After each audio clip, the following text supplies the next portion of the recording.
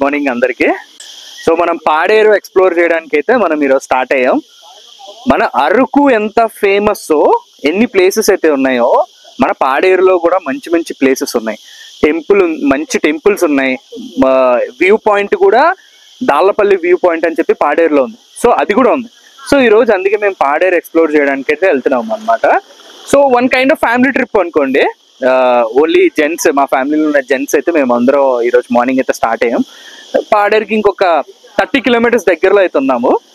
ఈ రోజు ఏమి ఎక్స్ప్లోర్ చేద్దాం అనుకుంటున్నామంటే, ఫస్ట్ వచ్చేసి మోదగుండమ్మ తల్లి టెంపుల్ అయితే ఫస్ట్ మేము ఎక్స్ప్లోర్ చేస్తాం.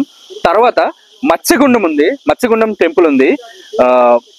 ఈ టెంపుల్ కూడా మేము ఆఫ్టర్నూన్ వన్స్ మోదగుండమ్మ టెంపుల్ ఎక్స్ప్లోర్ చేసిన తర్వాత మత్స్యగుండం కూడా ఎక్స్ప్లోర్ చేసి, వనజంగి అంటే లాస్ట్ టైం మనం ఆల్రెడీ వనజంగి వెళ్ళాం, చూసాం. నేను కూడా ఆల్రెడీ వీడియో కూడా పెట్టాను. సో మళ్ళీ వనజంగి అయితే వెళ్ళాలని లేదు.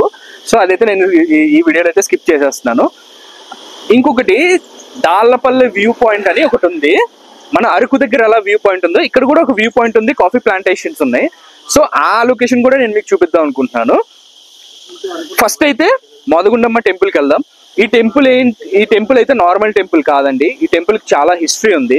కొంచెం బ్యాక్గ్రౌండ్ గురించి చెప్పాలి అనుకుంటే, ఈ టెంపుల్ కోసం మన అరకు, పాడేరు ఇటువైపు ఉన్న ఏదైతే ప్లేసెస్ ఉన్నాయో ఇక్కడ మోదగుండమ్మ టెంపుల్ చాలా ఫేమస్. మేలో జాతరలు కూడా జరుగుతాయి. చాలా చాలా హై లెవెల్లో జరుగుతాయి జాతరలు. రీసెంట్ గానే జరిగినాయి కూడా. ఒక 2 days బ్యాక్ జాతరలు అయితే అయిపోయినాయి. జాతరలు అయిపోయిన తర్వాత మేమైతే స్టార్ట్ అయ్యాం అనమాట. చాలా చాలా ఫేమస్ టెంపుల్. ఈ గిరిజనులు ఏవైతే ఈ అరకు, పాడేరు ఉంటారో ఇక్కడ ఉన్న గిరిజనులందరికీ ఈ మోదగుండం అంటే చాలా నమ్ముతారు. ఏమనుకున్నా జరుగుతాయని చాలా నమ్ముతారు అనమాట. అంత ఫేమస్. అంత జాతరలు కూడా అంతే బాగా చేస్తారు. పూర్వం ఈ మోదగుండమ్మ టెంపుల్ కొండల్లో ఉండేదన్నమాట. అయితే ఇక్కడ గిరిజనులు ఎవరైతే ఉన్నారో ఈ గిరిజనులందరూ ఆ తల్లి దగ్గరికి వెళ్ళి ఏవైతే వీళ్ళు మొక్కులు తీర్చుకొని ప్రసాదాలు పెట్టి పూజలు చేసుకొని వచ్చేవారంట. అయితే ఒక రోజు ఎవరైతే ఒక భక్తుడు రిటర్న్ వచ్చేస్తున్నప్పుడు ఆయన తీసుకెళ్లిన చెంబు అక్కడ టెంపుల్లో వదిలేసి మర్చిపోయి వచ్చేసాడంట. అయితే సగం దారిలోకి వచ్చిన తర్వాత ఆయన గుర్తొచ్చిందంట ఆయన చెంబు మర్చిపోయాడని. సో ఆ చెంబు కోసం మళ్ళీ తిరిగి ఆయన ఆ టెంపుల్కి వెళ్ళాడంట. అక్కడ ఆ టెంపుల్కి వెళ్తే మోదగుండమ్మకి ఆరుగురు చెల్లెళ్ళు, ఒక తమ్ముడు, వీళ్ళందరూ కలిసి ఈ భక్తులు ఏదైతే తెచ్చారో వీళ్ళు తెచ్చిన ప్రసాదాల్ని సేవిస్తున్నప్పుడు ఆయన భక్తుడు చూశాడు. అప్పుడు మోదగుండమ్మకి చాలా కోపం వచ్చిందంట, ఇలా చూశారు అని. ఆయన ఏదైతే చెంబు తెచ్చాడో ఆ చెంబుని తన్ని, ఆ చెంబు ఎక్కడైతే పడుతుందో అక్కడ నాకు గుడి కట్టించు అని చెప్పిందంట మోదగుండమ్మ. ఏదైతే ఆ చెంబు పడిన ప్రదేశమే ఇప్పుడు మన పాడేరు దగ్గర రోడ్ పాయింట్ లోనే ఉంటుంది. అక్కడే మన టెంపుల్ కూడా కన్స్ట్రక్ట్ చేశారు. సో చాలా చాలా ఫేమస్ అండి. మేలో జరుగుతుంది జాతర. ఎవరైనా ఎప్పుడైనా వెళ్ళాలి అనుకుంటే మాత్రం జాతర టైంలో వెళ్ళండి, చాలా చాలా బాగుంటుంది. ఇంకొకటి మత్స్యగుండం కూడా చాలా హిస్టరీ ఉన్న టెంపుల్ అండి.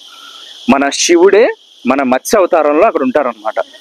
సో ఈ టెంపుల్ కూడా అందుకే నేను ఎక్స్ప్లోర్ చేసి ఈ టెంపుల్ కూడా నేను మీకు చూపిద్దాం అని చెప్పేసి నేను అనుకున్నాను.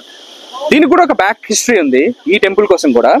ఇది మరి నిజమో కాదో నాకు తెలీదు, కానీ నేను కొంతమంది దగ్గర నుంచి అయితే నేను కనుక్కున్నాను ఈ బ్యాక్ స్టోరీ అనమాట. అప్పట్లో అంటే చాలా ఏళ్ల క్రితం పాములకి చేపలకి వార్ అయిందంట. వార్ అయితే ఆ టైంలో ఏదైతే చేపల్లో హెడ్ ఉంటుంది కదా, ఆ హెడ్ అన్ని చేపలను తీసుకొచ్చేసి ఈ పాడేరు దగ్గర ఈ మత్స్యగుండం అనే ప్లేస్కి వచ్చేసిందంట. అప్పటి నుంచి ఇప్పటి వరకు ఈ మత్స్యగుండంలో ఎవ్వరు కూడా అక్కడ ఏవైతే చేపలు ఉన్నాయో వాటిని వాళ్ళు తినరు, పట్టరు, చంపరు, ఏమి చేయరు. ఒక దేవుళ్ళలాగా పూజిస్తారు ఆ చేపల్ని. ఇంకా వాళ్ళు వెళ్ళి ఫీడ్ కూడా చేస్తారు. సో చాలా చాలా బాగుంటుంది ఈ టెంపుల్ కూడా. చాలా ఇంట్రెస్టింగ్ టెంపుల్.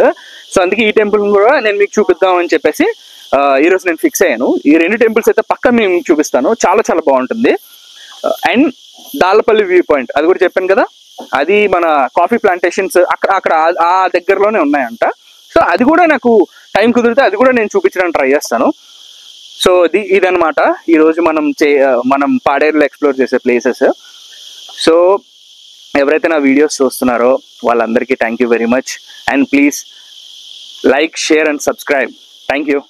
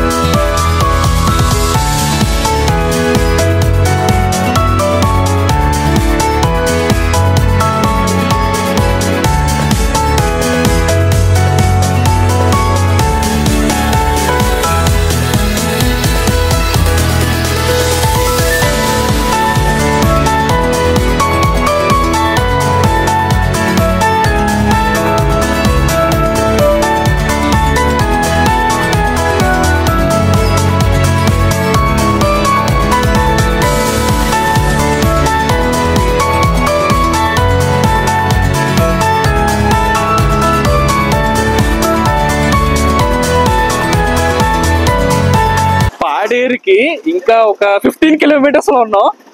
వర్షం స్టార్ట్ అయింది. నిజంగా చెప్తున్నాను, కింద ఎంత ఎండ ఉందో పైకి వచ్చిన తర్వాత వైబ్ అయితే కంప్లీట్ గా చేంజ్ అయిపోయింది, తిరిగిపోయింది. చూడండి వెనకాల మబ్బులు, ఆ పొగ మంచు చూడండి ఎలా ఉందో ప్లేస్. ఇంకా 10 కిలోమీటర్స్ ఉంది పాడేరు పైకి. చెప్పాను కదా, అరకు మనకి ఎంత వైబ్ అయితే ఇస్తుందో పాడేరు కూడా అంతే వైబ్ ఇస్తుంది. సో పాడేరు కూడా విజిట్ చేయడానికి ట్రై చేయండి.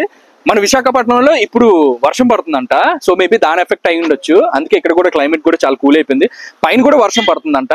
మేము వచ్చే దారిలో అంతా ఎండ ఉంది. మేము ఏమనుకున్నామంటే ఏంటి ఇంత ఎండలో వెళ్తున్నాము, అసలు ఎలా ఏంటి అనుకున్నాం. కానీ వచ్చిన తర్వాత మొత్తం చేంజ్ అయిపోయింది.